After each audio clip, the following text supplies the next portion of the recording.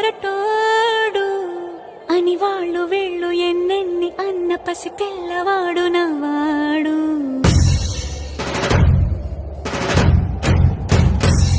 విడుముండోడు అని ఊరు వాడ అనుకున్న గాని మహారాజు నాకు నవ్వాడు.